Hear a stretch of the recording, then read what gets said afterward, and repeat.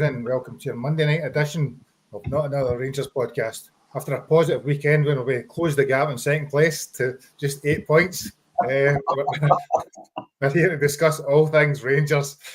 So hopefully brighten up your evening. We're going to talk a little bit about the result of the weekend. We're going to talk about a little bit about the upcoming game on Thursday, and we're probably going to talk a little bit about new chief execs, come on, and a whole host of other things over the next 45 minutes to an hour.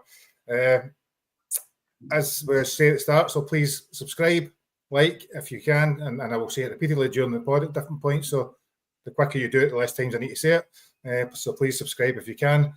We've got two guests this evening. So Scott, how are we this evening?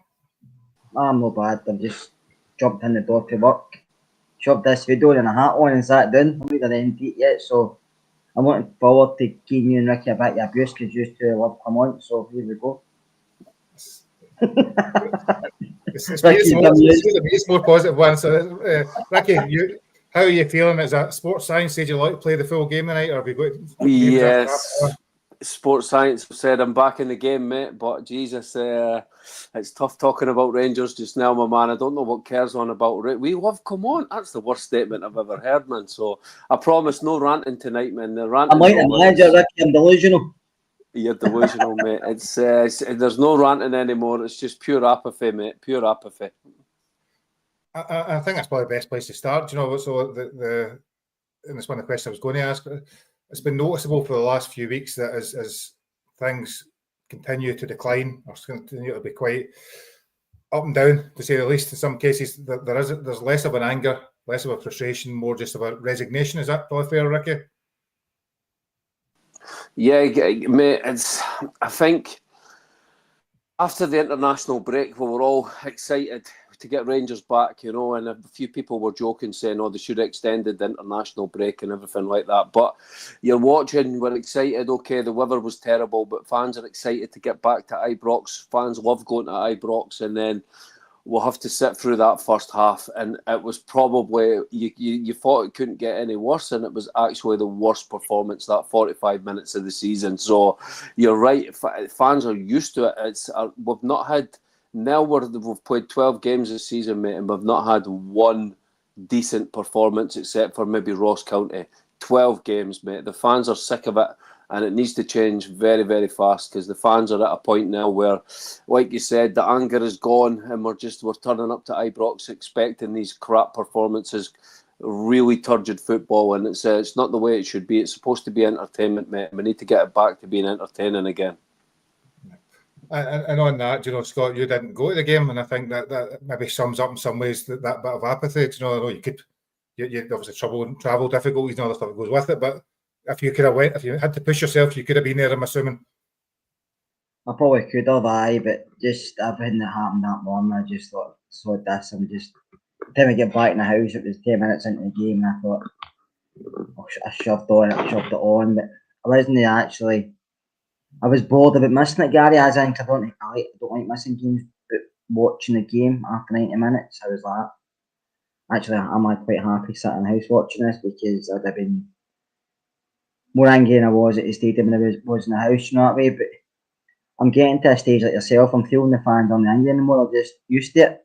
It's becoming a bad habit and you can't get rid of it, and it's not great. And everybody's got different opinions, sack him, keep him, new manager comes in, it'll get any worse. But whatever your opinion is, I just feel we can't keep going on with this guy in charge. We can't, it's getting worse. And I remember the late 80s when John Gregg was there, when he left and Wallace came in, and Ibrox was empty. You could pay to get in and sit where you like. Back in the 80s before David Tobin came in as soon as, I don't want to go back to that stage. It wasn't great, and I thought we'd passed all that, but I don't know, I just feel something's happening. It's not great behind the scenes, but I know the boardroom stuff is a shambles, but to me that doesn't give him an excuse of being an absolute awful manager. So tonight, what we're going to do, I mean, normally on the Monday night we go over the game in a bit of detail. We're not going to do that. I think what I'm going to do is pick up some points, some observations of the first half, second half. Then I'm going to kind of fire some questions at you. I think there may be relevant stuff that's happened over the course of the game and some of the things that ties in before we look at a little bit at the chief exec, we look at a little bit of the Nice game, we talk a little bit about the direction of the club, and then we will hopefully end in a positive, because we have got a European game on Thursday. We do win those games. We are successful there. It's the league games that we struggle badly in. So I think the game was first delayed by 55 minutes.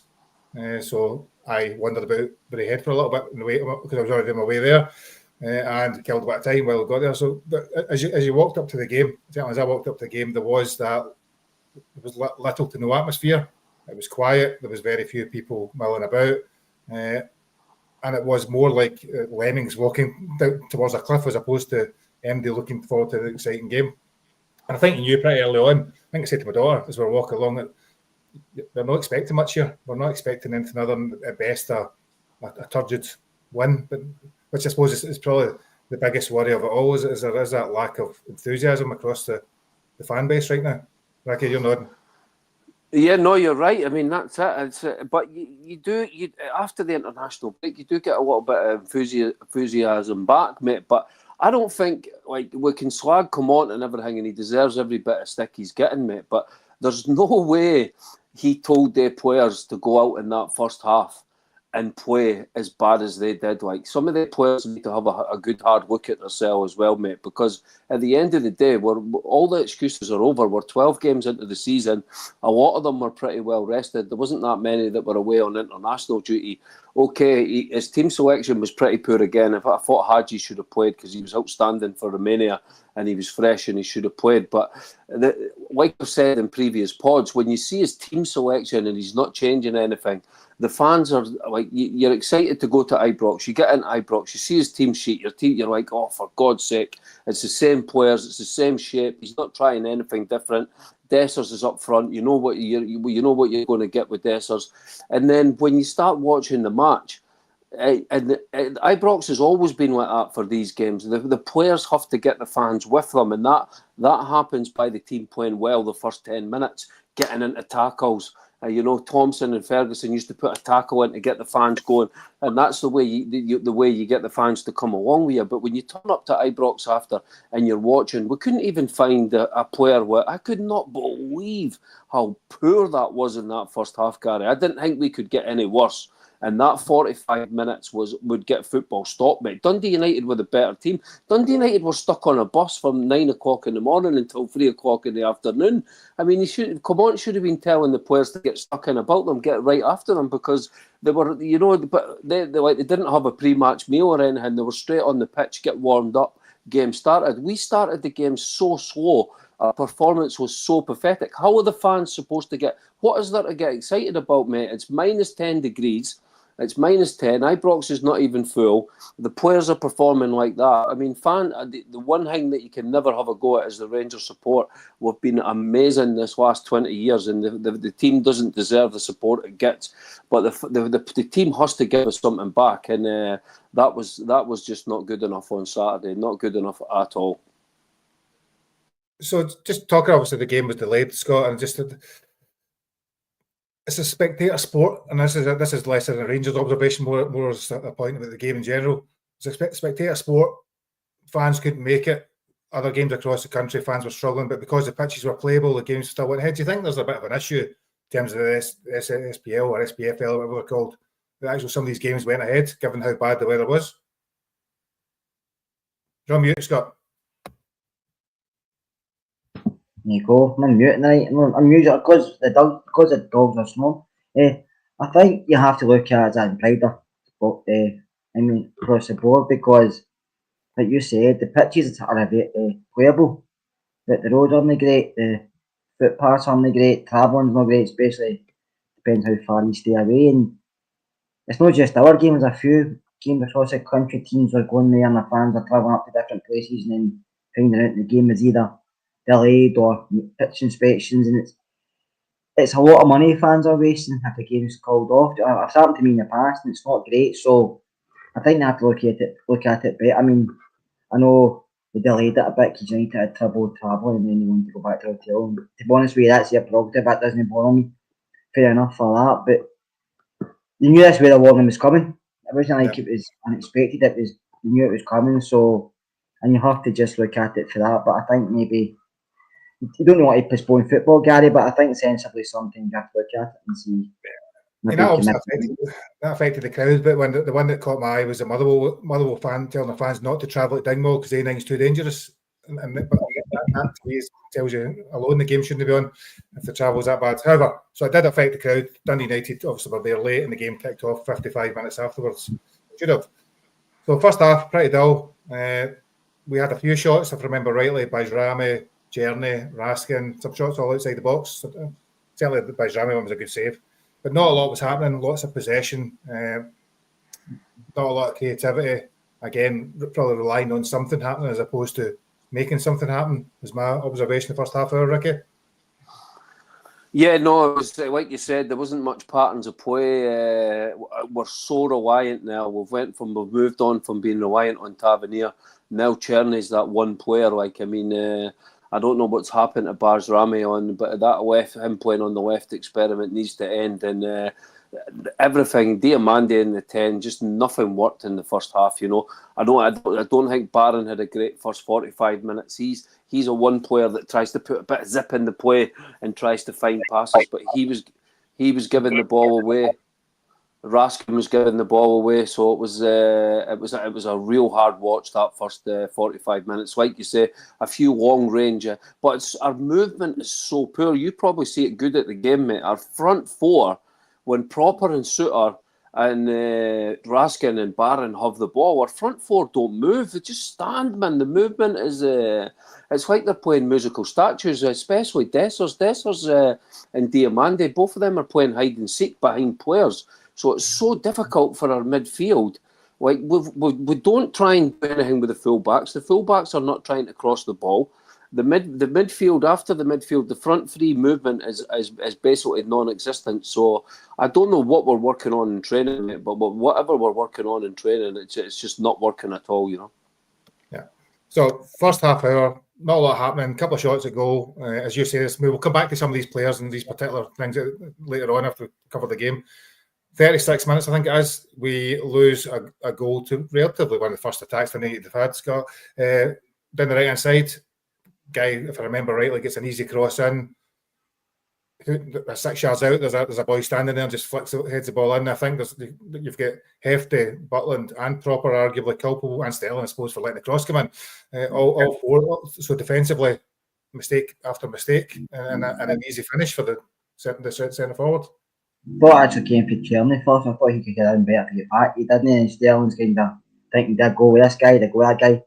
He was out right, he doesn't pressure him, but he gets the ball in. It was just high ball into the box, Proper goes with the man that moves, which is probably correct if you're coaching a team.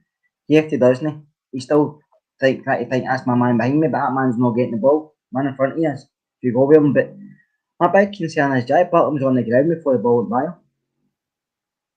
Does he slip? Does he just sit down because he thinks I'm going to save it? He was actually nearly sitting on the ground before the ball goes by him now. He has to do better for me then. He has to do better. Maybe just because watching the tail and I watched it back and I still feel the same. Maybe if it was there, I might have seen it differently, but I just feel he's got to do better. I know the boy was out and he might not have saved it anyway, but I just thought he sat down on his backside but trying to make a save. Yeah, but to be honest, I've not seen a lot of Butland on the goal. I'm watching Hefty really as much as anything else, and he was the one that mainly. But I think it's one of the things that's happened over the season with Butland as he's come out less and less. In fact, probably the last 6-9 months than when he first joined. I don't know whether that's. I don't think it was a ball he could commit for Gary, but I thought he could. He slipped. He slipped on his ass. You've Right. seen in the past we go, he's making the starfish save and stuff like that, and he's going to head it. But he does even attempt that. He's heading down. I don't know if he slipped or he's just thinking, I'm not getting this. But actually, Proper does okay for me. I think Jeffrey's the one, but it's only the first time one of our full-backs has been caught at somebody coming around off him. I mean, Hefty's only young, so we'll give him the benefit of the doubt, but it has happened a good few times this season that he's been caught out by either ball watching or not following the man, I think, and that's 2 or 3 goals in the last couple of weeks. I think there's some arguably culpable, and Motherwell one being one of them. So we get 8 minutes injury time. We score a goal that's disallowed, which rightly disallowed. I think it's Barron's hand, and then half time comes. So at half time, you're looking, and there needs to be changes. There clearly has to be changes. and Diamande, who had been really, really poor in the first half, goes off. So Ricky, just picking on Diamande, not picking on Diamande, picking up on Diamande. I don't know what it looked like at the game, but his passing was all over the place. You know, he was struggling to link the play up. And my daughter, who we go to the game with, says, I just know what he does. I don't know what he does. I mean, pirouetting around the ball was good, but if you don't pass, you don't shoot, you don't tackle, what you bring to the table. Yeah, well, the problem we have as well is, mate, right? You've got Raskin and Barron, who almost do in these games are almost doing the same job. You know, both of them are they're ball winners. I think it works better in Europe. So you need our number 10 has to be involved. And even though I didn't think Hadji was brilliant in the second half, he was a lot more involved. And the fact that he came on and looked so good shows you how far our team has fallen, mate. Because Diamande in the first half, mate, he was hiding.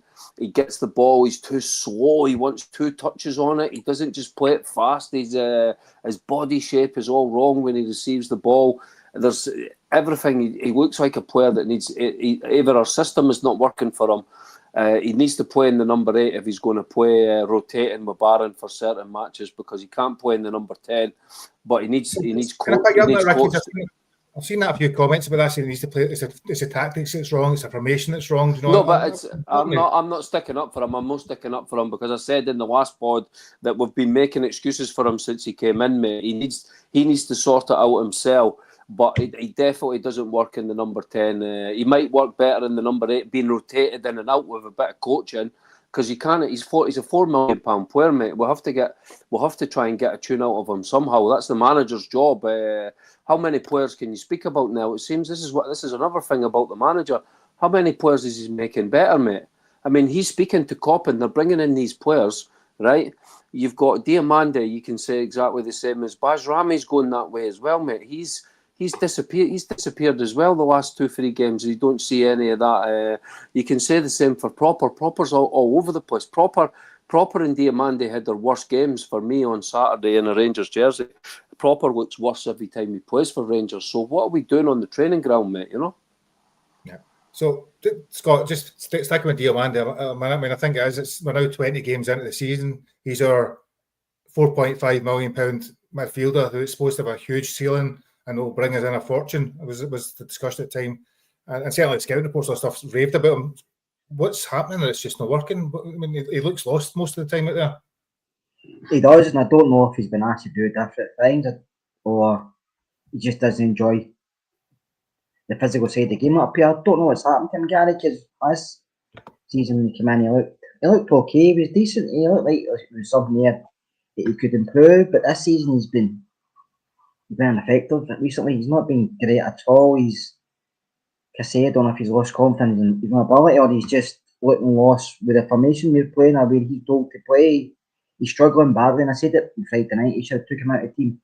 Either give him a rest or just, give him a cuddle, whatever, just try and get something out of him. But there's not a lot coming for him, and they keep putting him through bad performances to try and get him back. Or I think you have to rest him. Listen, I know you always talk about money side with players. It's not the players' fault to cost that. That's what the clubs agree. So that's no really anywhere relevance to him. But he has to do something because his performances are getting worse, and it's difficult because we've not got a lot of players to pick. Well, so we think, but there's guys here. But I just think overall, Gary, we were playing football was awful. I think the squad are very low in confidence. They look lost, but I don't think they've got a good squad. I think there's a very average squad of players we've got. There's guys that you can say they could improve here, or there's guys putting performances here and there, but overall this season's been relatively crap. And I think that all comes down to the manager, to be honest with you. I don't think they're getting what he wants them to do. I don't think they get the shape he wants to play, because it doesn't matter who he brings in, they just go to a position he wants to play. He wants to play a formation he likes. And you see that with his subs, it's all the same, bringing somebody off the left side and putting somebody else on the left side, even if I'm not a left sided football. And it's if you're a player, you must be disheartened by being a fan. No, I'd agree. And Ricky, so the other substitute was Dessers, so I'm going to give you a chance to slate him even for this week. I know how you enjoy that. No, so he had 8 touches. I don't want to talk about late. He had 8 touches, everybody said, but No. He had 6 touches, Gary. Stop bumming him up. He had 6 touches. 6 touches then. However, I mean, the one thing I would say, I don't remember him getting many passes either. So in his slight defence, the creativity around about him was abysmal as well. So he didn't have a good game. Taken off, deservedly so, but the service was also abysmal in that first half. Mate, I saw people's snowmen that they built in their garden on Twitter that had better movement than Dessers in that first half, mate. And you're right, the service to him was absolutely terrible, mate. What it really was. But when you're hiding behind the defender all the time, it's very difficult. I mean, the big thing is, let's be honest, right? We brought on Danilo at half time. Danilo should have started the match. This another thing about Clermont that is driving me crazy is the sports science garbage. And every single player that comes back from injury needs 6 months for some reason before he's going to play him and get 40, 50 minutes out of him, and then take him off and put Egerman up there with Dessers. And for me, you saw the difference when Danilo came on, and Danilo wasn't great when he came on. But just his movement and his 1-2, he had a great pass for the goal for Cherney. Just having a striker that can be a focal point, that can bring other players into a position, that has that little bit of movement in the box, it makes such a difference for the team. And for me, we need to see Danilo in as much as we can in these league games moving forward. We're playing away to Perth. I thought Hadji made a big difference in the 10 position as well. I didn't think he was fantastic when he came on, but you can see he's much better. He's much more suited to taking the ball in the right position and just finding the little through passes. We're still far too reliant on Cherney, and that needs to change. But again, what I will say about the second half, Gary, is, and it's a bit frustrating as well with the manager, is I think these players could be interchangeable, you know. You could move Hadji with Bajrami and have 10 minutes on the left with Hadji and move them around and move the team around. But for some reason, he's so rigid with his formation, and the players have to play in spaces. It's so frustrating. It's another really frustrating thing about the manager. And I thought we could have won the match. We missed a huge chance with that last in injury time with that Egemani. With that, the keeper made a good save from Hadji. He should have scored, but to be honest, I think 1-1 was a fair result. And but we'll see the team selection in Perth next week. But we need some big changes going forward. We need to get the quality back into the team that's now coming back, getting fit, mate. So, as you say, Ricky, the second half's far better. I mean, it's not good, it's not great, it's not fantastic, but it's far better than it was. We probably did deserve to win the game over the amount of chances. Hadji's come on, as has Danilo. They made a difference. Hadji, as Ricky says, he looks to pass the ball forward. Not saying it come off all the time, but he was trying to pass. And Danilo's movement was good, albeit he did miss a really good chance. I suppose we do score. Cherney scores a lovely goal. I just want to pick up on Cherney because we've talked a wee bit about him at the last pod. To me, he was the one player that was way above Delta in that park. Yeah, he's trying. He seems like he cares, doesn't he? And he's leaving another player, but it seems like he cares. Yeah, I mean, we all know wingers. It doesn't matter who you play for. As a winger, you can be inconsistent. That's what wingers are like. But we give him the ball all the time. He tries stuff, it doesn't come off. He tries stuff, it does come off. But he doesn't hide. And the goal he scored a really good goal. It's a great pass for Danilo, I have to say. Good interchange between them. I know you were talking about front four. I mean, the front four don't interchange. There's no. They seem to stick in set positions. They don't like if one's inside other person. You see other teams doing it, good teams doing that, but we don't. We kind of. I don't know if it's for the manager stick to their positions because. You should be interchanging more for footballers. That's what footballers do. You don't just play on one side of the park. You can move and we don't get nothing for the front four in the first half. There's nothing for that front four. Apart from Cherney trying stuff, but Rami looks like he's no confidence. He came in and he looked like he could be something, but playing the left, I know he does it with his country, but I don't think he suits him.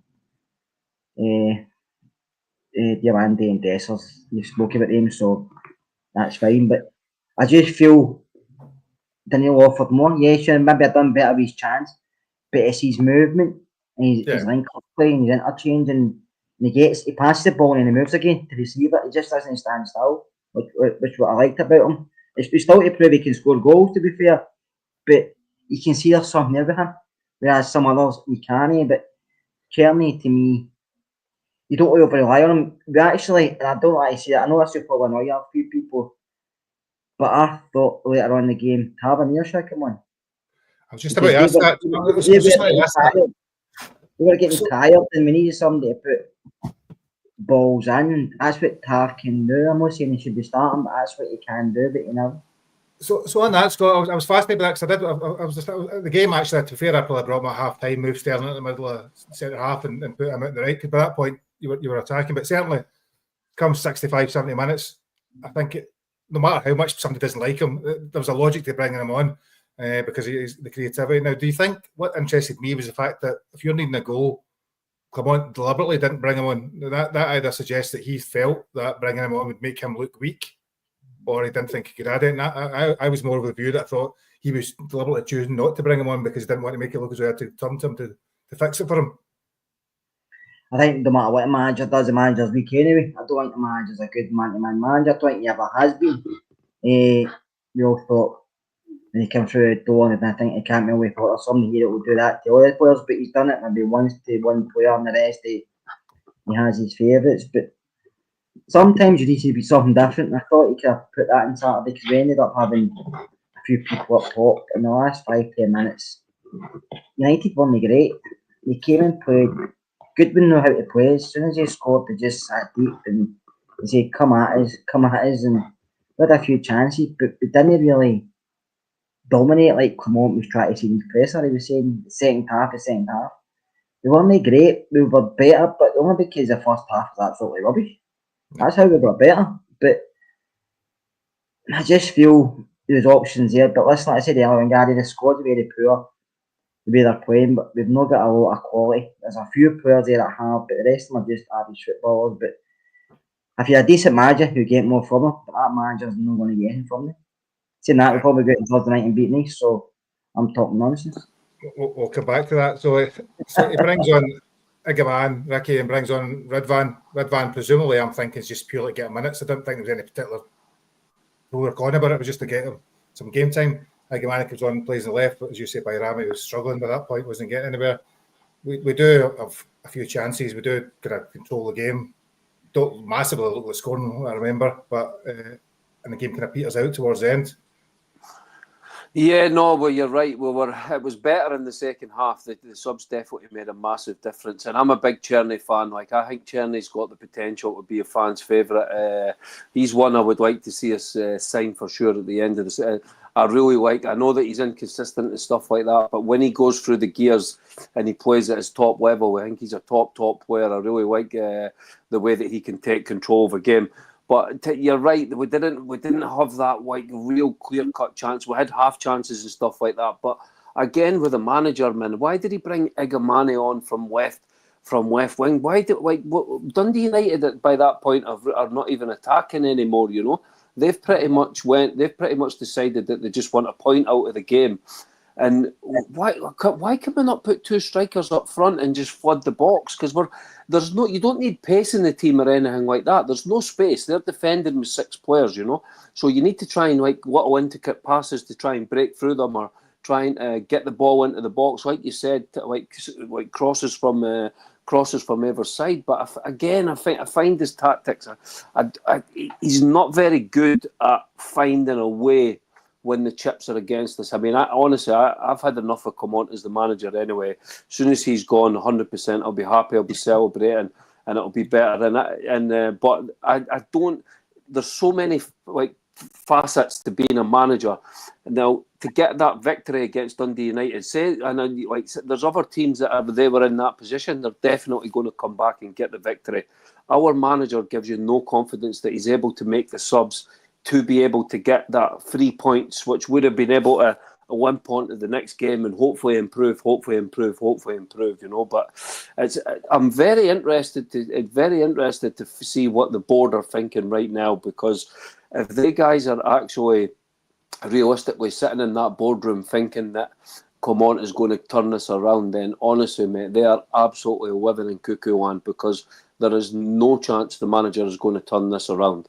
It's gone with the supporters and it's gone with the players, and it's just not going to happen. We need a change as soon as possible. So, sorry, Gary, I'm just talking Cherney's been a bright spark for the last few games. You just hope the players don't get reliant on him, like they've done other players in the past. Because do you think those? I suppose this is where I was going to ask the question. This probably ties in nicely. And so one of the things that caught my eye in the game was Barron and Raskin. Now, I suppose when you have two players that are good at running about, good at tackling, not particularly great on the ball in terms of passing. We talk about the front four not doing very much, but when all you have to defend against is the front four because nobody else is really going to be able to attack, it makes it a bit easier for the defenders of the opposition to do. And I suppose my question is having Barron and Raskin in league games at Ibrox in particular part of is really an issue going forward? I'm not sure that's something that should work. listen, see this formation. I know people are mentioning it, and listen, you probably need one at home, but it has to be a good. You've not got a good number 6, so probably come in there try to fill a role that one player should be playing. But a lot of managers that use this do play two holders, but our holders are better than we've got. We can only play what we've got, and listen, Barron's done very well since he's joined the club, but he does have to improve his game. Raskin has done well enough since he's come back, but he has to improve his game, like I said before. You need to start creating, you need to start passing forward, and you need to start taking a risk. We don't have enough players that take a risk. Everybody wants to play safe, so we don't make mistakes, and that's when you make them. But we still lack a number 6. We don't have anybody who can come out and just sit in there and play that role, and that's been an issue. I mean, he's had a couple of windows, he's no fulfilled that one. I know he tried to get this Spanish guy, well, accounts, but never. And then you've still got an issue up top as well, because you've not got a striker. Daniel was injured. Dessers has done okay stats wise, but stats only going to win in the league. And he's not number 9 for Rangers as in going forward. No matter what anybody says, he smiles when he's off the park and he's great, but we need better. But first and foremost, before we even go anywhere near the squad of players, we need a manager. And before anybody says who do you want, it depends on finances. There's managers out there you could go and get. It depends on what finance we have. And it depends on finance where we go to for managers. And people are saying Moyes. Personally, I don't think he would take it because he has mentioned before he doesn't like the situation between Rangers and Celtic, the abusive side of it. So I don't know if he would take it away. You get Potter, but he would cost a fortune.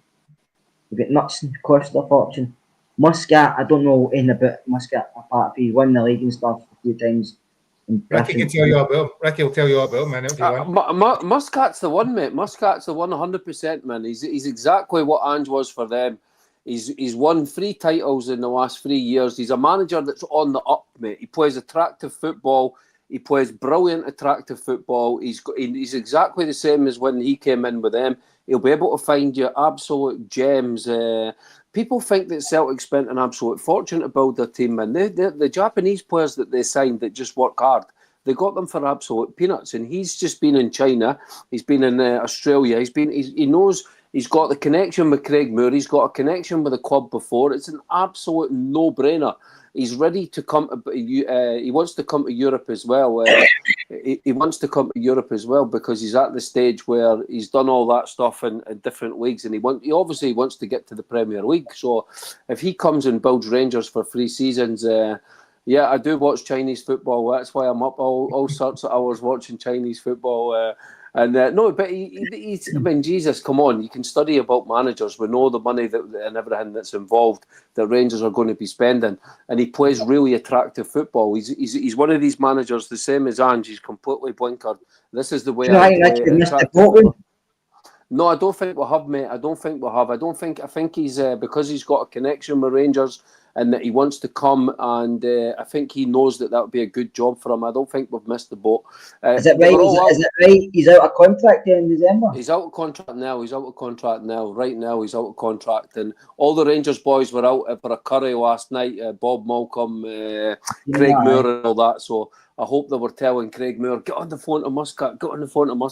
They were at Mr. Singh's, all the Rangers legends last night. So hopefully they were speaking to Muscat in the background to get him to come. He would definitely. Muscat will be with somebody else. I know, that's it, mate. That's the problem, is the board maybe you've got this new guy, you've got a lot of egos now coming to the table. This Patrick Stewart, you've got other people that are wanting to say in it as well. So I mean, would you take Van Nistelrooy? The thing is, people like Van Nistelrooy and everything, man. I just think you're going to be in exactly the same position you are with Clement, because these guys are not going to do it. If you're going for a person like Van Nistelrooy or stuff like that, they need money. We don't have money. You need a guy that can rebuild Rangers on an absolute shoestring. That even if we give him 10 million, 20 million, you bring in a guy like Van Nistelrooy, he's not going to do anything with it. Our squad is, we've maybe got probably 8 or 9 players that you can realistically move forward with to be able to challenge Celtic and get to the top of the league. Maximum 8 or 9 players. We need a complete, and we don't have that much money. A guy like Van Nistelrooy and names like Potter and Davy Moyes, man, fans are living in absolute cuckoo land. How are we going to pay 3 million, 4 million for Graham Potter or Davy Moyes? It's just never going to happen. I just put the names out there because that's the names being mentioned. I know that's the names that are mentioned, but these guys are, listen, the English Premier League is a merry-go-round, mate. There's jobs. Look at it. Leicester just sacked their manager already. These guys know that, they're still getting paid absolute fortunes from where they just got fired before. They can sit tight. Graham Potter can sit tight. Chelsea's paying this guy. He's a multi-millionaire. He can sit and choose the job that he wants in the English Premier League. These guys are way above Rangers now, in my opinion, you know. So, moving on for that, then, at the end of the day, I suppose one of the questions that popped in my head sitting at the game was, looking around the crowd and the lack of crowd, is Rangers are a club in decline. But the atmosphere is poor, the players are worse than they were 2 years ago, there's no money, we have a bit of a disconnect between the club and the fans and all sorts of other things. And there's a lot of talk about Clement going and you bring in a new manager will fix it. Do you not think it's a lot more radical needed and it's going to take a longer time, Scott, to actually get back to that connection between the club, the fans and success again? I think it's going to be a long time, Gary. I think I've talked a good 2 or 3 years, maybe longer than that. Listen, the guys on the board have done well for us, right? They brought us back when we killed us, put money in their own pocket into the club. Granted, it's loans, we're keeping them back. But football-wise, they've not done a lot for us. They've won one league in how many years? 12 or something, do you know what I mean? So, I think it's going to be a while. I think it's going to be a long time. Like I said the other day, Rangers are a big club, but in name only. Mm-hmm. Behind the scenes, we're a shambles. On the park, we're a shambles. We don't act like a big club. We stopped acting like a big club years ago. And so even getting back to 2012, it's just since then. You know what I mean? I don't even think, you can't even blame that anymore. It's since then, I just feel we've not got a direction we're going. We're stagnating constantly, and it's very hard when you're in Scotland, because we all know there's not a lot of finance up here. Don't get a lot of sponsorship deals. Granted, we've done a few this season, the club itself, but TV rights aren't great, so the money comes for European football. But when you're sitting third in a 2-horse league, you're not looking good, are you? And that's basically what we are just now. We're closer to Dundee United in 4th, not to Aberdeen in 2nd. And we're not catching Celtic not this season. Not for a while. So, and Nicholas, there you don't do well in Europe. Do you know, yes, there's different sides to every story, isn't there? Do you know, in terms of where we're at? We've not won anything, but we've won some games and we've got one final. But if you're going to remember a final because you get beat, then that's not for me either. I'm going to pick up on this just because we're going to talk about the board and the chief executive. So until we get King back in the boardroom, I find that a fascinating one because a lot of people talk about Dave King, but the club was a bit of a shambles at times when Dave King was there. Do you know, people forget some of the things that actually happened when he was there, and the only way he goes back, it means he's going to make his money back. He's not. He wouldn't be there for the love of Rangers, I wouldn't think. The only thing, Gary, that King, the reason I think a lot of fans like King was because he spoke well, man. He saw the moonbeams, you know. He gave us the big statements. He gave us the big statements that, okay, we just need to do this. We're going to do that. We're going to do that. And, you know, fans, we all love that stuff. We'll lap it up, absolutely lap it up. And the guys that we've got in there, the Nelman, you know, they're just, none of them talk that great or say the right thing. So I think that's why a lot of fans would take King back, you know. But I think what we need a plan. Which is on nicely then to the chief exec. So today we appointed a new chief exec, which is one of the big things we need to be doing. So Patrick Stewart, who beamed up, is that we've got to use Star Trek lines when we're talking about these guys now. So Patrick Stewart joined us from an illustrious career for 20 odd years at Man United in a number of different roles. Now we've talked, and people have talked in pods, and people have talked to media and all sorts about the lack of leadership. The chief exec is there to give that leadership. Between him and Coppin becoming technical director last week, is that us on the pathway to getting a bit of stability? Well, yeah, I mean, the good thing is it's an outside set of eyes, you know, and it's an experienced appointment as well. I mean, what do we know? I mean, it's very difficult for us to sit here as laymen and pretend that we know about it. We're speaking about it like as a football manager now. We're all experts on CEOs and chief executives, and but looking at his CV, we're all on LinkedIn reading the guy's CV, pretending, oh yeah, this guy's a genius, you know. But listen, mate, all we need as Rangers, we need a proper plan, you know. We need to hear. We don't hear anything. I can't believe that we've got people in charge of Rangers that never speak to the support, you know. We should be hearing from the board every 6 months. That's one thing. Comonk has to get put in front of the press all the time. Be hearing from the Rangers board every 6 months. This is what we're doing. This is the progress. This is the plan. You know, I mean, and I know we've got an AGM coming up, but they're just going to fill our heads full of absolute mints, because that last set of accounts was absolutely so brutal, so worrying, and we need to hear a clear plan of what these guys are going to do to give the man. Like you said, you're right. Everything you're saying, Gary, about the manager is completely right. A new manager comes in is not just going to completely change Rangers, because it's an absolute shit show behind the scene and stuff like that. But we need to know what the plan is. Like what is the plan? How are we going to bridge this gap between Celtic? They're getting Champions League money every single. It's even difficult. It's more difficult now to catch the team that's at the top than it's ever been, because of the disparity in money in the Champions League. So we need to know how we're going to do that. You know, what is the plan? And that's what I would like to see from these guys moving forward. Let them get their feet in the door. It's interesting. I don't know if you guys clocked that. It's interesting that he's starting right after the cup final. Do you know? I was going to so picking up on that.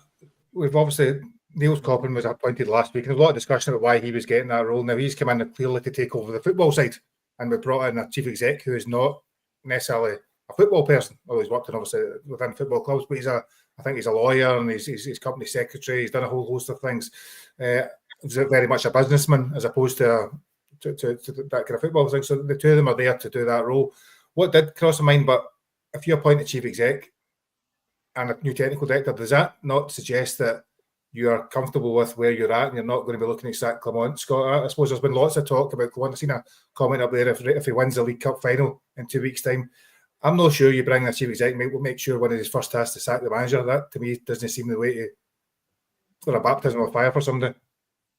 He's probably come in after the 16th, because before that's the AGM, and they probably told him it's not his issue at the moment to go to the AGM, because he's not being part of the club, and he's going to go there and they're going to be getting asked having questions which will probably no answer, because they'll answer the questions that please them, like the price of pies and shit like that. I'm answering really important questions, but it's just a tiny problem. Maybe he's going to, I don't know, that's the date they've agreed to make him in, the 16th obviously it is, but for other reasons. But he's not going to come in and sack manager straight away, no. It's going to take him a while to set one in a position. He has to oversee everything to see what he's doing first of all. You'll have to speak to everybody and listen. No matter how many times I sit here and say, come on, has to go, I don't see him going until at least the end of the season, unless Celtic hit about 6 or 7 past us, because the board aren't interested, and I think they kind of knew that when they gave Coppin the keys to Ibrox. They gave him every job under the sun they could think of just to keep him there, didn't they? And you said football, he does the academy and the medical. I mean, has he even got his health and safety certificate to do medical? Do you know what I mean? Does he pass his first aid course? I don't know, but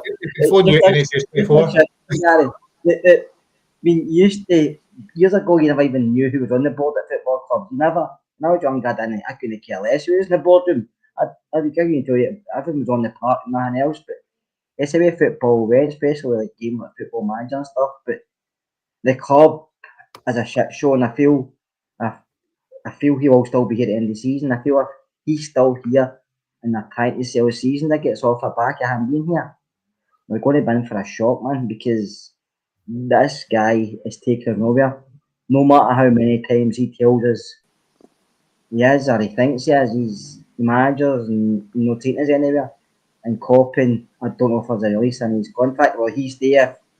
Come on, goes. We don't know these things, but once Patrick Stewart comes in, I will say he's got a lot of work to do. But some of it you'll probably know already because he's been at Man United for 20 years, and probably the last since Alex Ferguson's left, that's probably been the biggest shit show a football club out with us. So he probably knows the crap that's been happening day in, day out because he's walking from one bin fire into another bin fire. Yeah. So I think personally I don't see the quickest it would be sacked in this it would be after the Old Firm game in January. I think that's potentially when there's a bit of a transfer window left. If you've been beaten quite comprehensively, you're way behind. That's probably the only time. If you're still comparable to where you're at just now, potentially win the League Cup, you're not going anywhere. And it is, I doubt that a new chief exec's going to come in and his first task to sack him. He would have wanted assurances that that's not the way the board's looking straight away. So we'll talk more about chief exec and things as time goes by. I think we've got a game on Thursday, so I want to finish positively. So we play in Nice, right? So on Thursday, Ricky, they are fifth, I think, in League One. Is that how you say it? And in the Europa League, they've had 2 draws and 2 defeats, so they're not doing too great. If we win that game, as is quite possible for us in Europe, away from home, we are pretty much qualified. I suppose, what's your thoughts on the game then, and the team you'd play, etc., etc.? Yeah, well, I mean, obviously, Hadji's not available, and a lot of these players are not available for the European squad, so the team pretty much picks itself. I think he'll probably bring Balogun back in, I would imagine.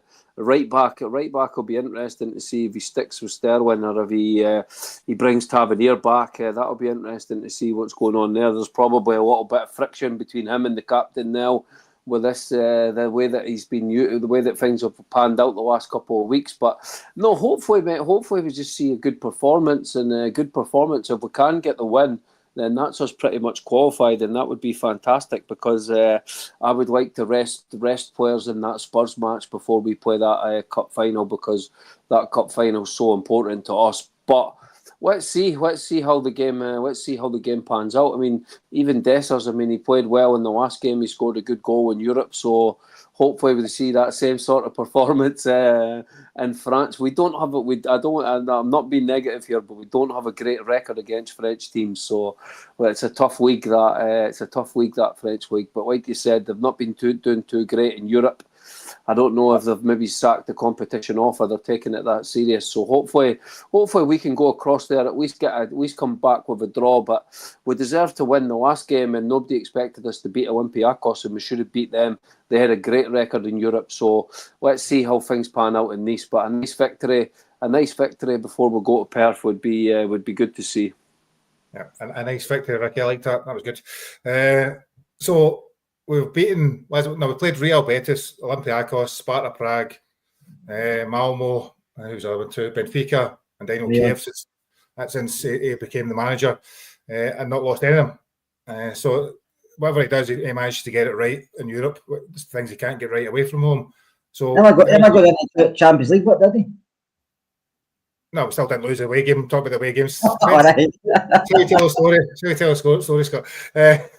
So, in terms of Thursday night, what's your thoughts on it? And looking ahead to the game, the team lineup. I mean, my personal view is probably going to be much the same team that played on Saturday. Starting lineup. Well, Danilo can't play, so it's going to be the same. It's going to be the same lineup. Listen, I think European games probably suit his style better, because we go to away games in Europe, we're no favourites. So we go there, the game's more open because teams don't sit against us. And they probably go there and enjoy themselves, because when they pressure them to get results at times. And that's where you see them maybe playing better. I think it's when there's pressure on them and they're favourites, and you need to win, and some of them can't hack it. But we can go there on Thursday night and get a victory, get a draw, or we could lose it, because you just don't know what Rangers will turn up, especially in Europe. But I think we'll probably get something, knowing Rangers, but then we'll go away to St Johnstone Sunday and anything could happen. Because this is, I feel come once, I'm not saying it's the same as Gio, but Gio was good in Europe, because Gio knew how to tinkery things in Europe and play outside of his game in the league. He struggled as well playing against the low block and stuff like that. And listen, you'll probably get something in Europe. We use that as an excuse to tell us all again the fans don't know what they're talking about, and then St Johnstone will scrape a draw, maybe beat us on Sunday. These things happen under the world of Rangers Football Club, and Felipe come on. Just to see on Patrick Stewart, he was still at United until Omar Barara came in for Man City. That was the only reason he left, because they obviously went and got him for City and he left. So he's been there for a long time. So we'll probably know his stuff inside out, but it'll take time to see a difference at the club. It just doesn't happen overnight. So I know we've always wanted a CEO, but it will take time to see the fruits come to fruition, as I say. But I think it's good to have a CEO back in, Gary, because I think it's been too long since we've been having that, because the board decisions on Dan Gilligan and Bennett and the parts, yeah, they're Rangers men, but they've been awful. You could have put 4 guys in there, one of the Rangers fans, they would have made better decisions. So yeah, I think that. Sorry, just to add to that, Kerr. I think that's right. I think the fact that these guys are no Rangers men is brilliant for the club. You know, guys coming in with a fresh set of eyes that are not like blinkered with waste, because we have been wasting so much money, mate. The last, like, it's not even the football side of things. How are we spending more money than Celtic? How are we spending 110 million euro, 110 million pounds, sorry, when we don't even have 110 million pounds? It's been absolutely, I just can't get my head around how the Parks are so successful with their bus company. I mean, they're turning over billions of pounds in their car business and stuff like that, and they managed to run Rangers so bad. It just, to me, it doesn't register how they've done such a bad job, mate. So people coming in with fresh eyes that are not involved with the club, that can go through everything from the top to the bottom, is absolutely perfect. Take their time and get our finances sorted out and give us a proper plan for the club, how we're going to support the manager. Don't give the manager bullshit. You don't need to give the manager 30 million if we don't have 30 million, and it's just going to be debt that the club start playing youth players, get the academy sorted out, give these guys a chance to, like, put a proper plan in place that works good for the club, mate. And if we see decent performances on the pitch and we play a decent brand of football, the fans will get behind that. The fans got behind Gerrard. Gerrard wasn't winning leagues, but we could see that he was starting to build something, and that's what we need to get back to.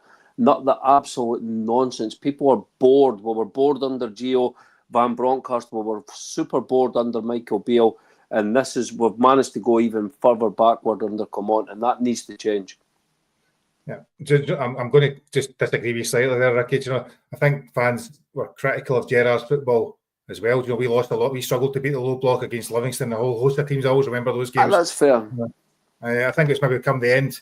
Is it because it was successful? Very simply, and we could go on for hours on any podcast, and it's all about fun. And you know, if you win, that's what matters. So I think we, as a club, have struggled to deal with a low block for the best part of 10 years now.